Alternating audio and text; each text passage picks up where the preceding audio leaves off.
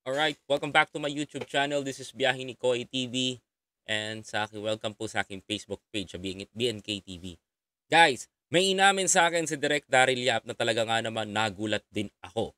At tila ba sa first interview ko sa kanya na one-on-one at na-ambush ko siya sa isang event ni Senator Amy Marcos sa isang location somewhere in San Juan.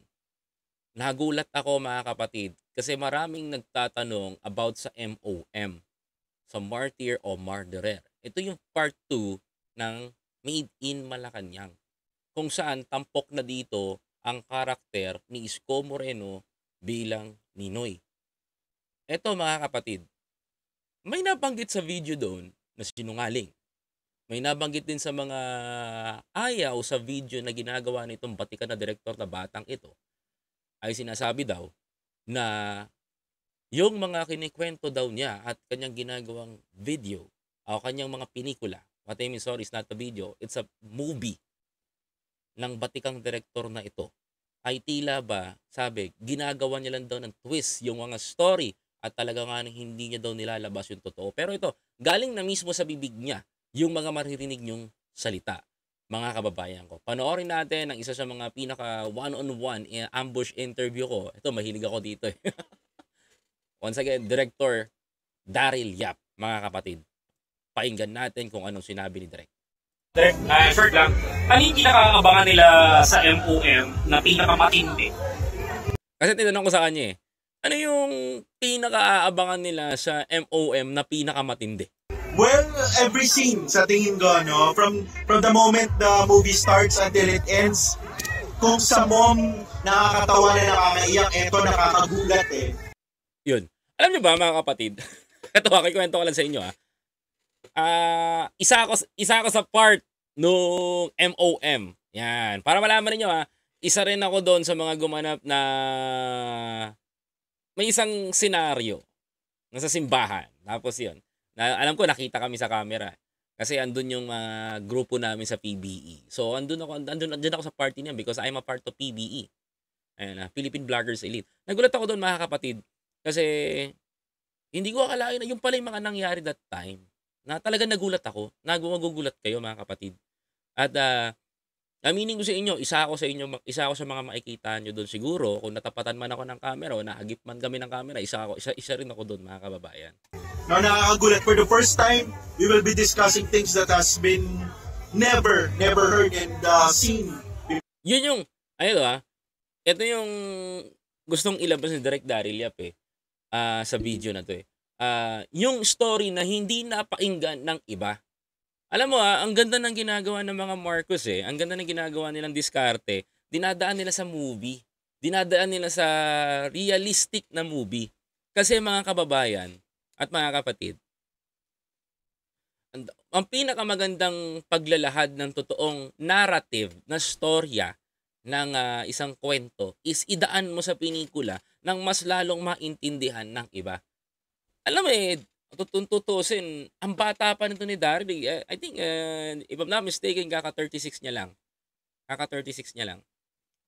Dekalibre yung mga artistang hawak niya. My God, ang gumanap na bilang Ferdinand Marcos. Si Ferdinand Edralin Marcos, si Apo. Si Cesar Montano. And Imelda Romualdez Marcos. Ang gumanap doon ay si Madam Rupa Gutierrez.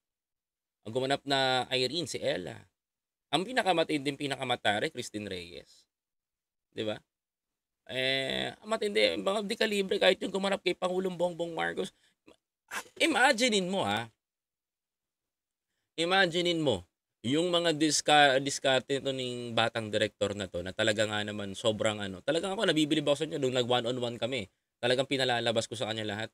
Sinusubukan ko may mabitawan lang isang pero talagang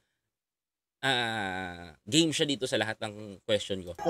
Sabi nila Direk, nilalaro mo daw yung mga eksena doon at hindi daw totoo yung totoo yun. Part na hindi totoo yun, no? I'm not allowed to play with anything, lalo na sa history, sa kasaysayan. I'm not here to play it. I'm just here to show it to the public. Yun ang pinakamaganda doon na narinig ko. Hindi ako nandito para baguhin yan. Ang pagkakaintindi ko, hindi ako nandito para baguhin yan. Nandito ako para ilabas yan yung totoo and to show into public. 36 years, ang tagal na hindi pinakita to. Kung ano man ang tinago na 36 years, hindi pwedeng ikulong sa isang pelikula. Kahit sa 3 pelikula pa. So, hindi pwedeng paglaruan yan, no? Matatalino ang mga Pilipino, alam nila kung kailan sila niloloko, kung kailan sila tinatangay. And I don't think may karapatan ako at may kapangyarihan akong gawin yun. Yun yung pinaka nakakapanginig na sinabi ni Direk Daryl Yap. Alam niyo kung ano, mga kababayan, kumbaga, ito yung ginagawa niyang story ng pelikula is hindi basta-basta eh. Ito yung naging controversial at itinago yung story nila for 36 years. My God! Hindi niyo napakinggan to.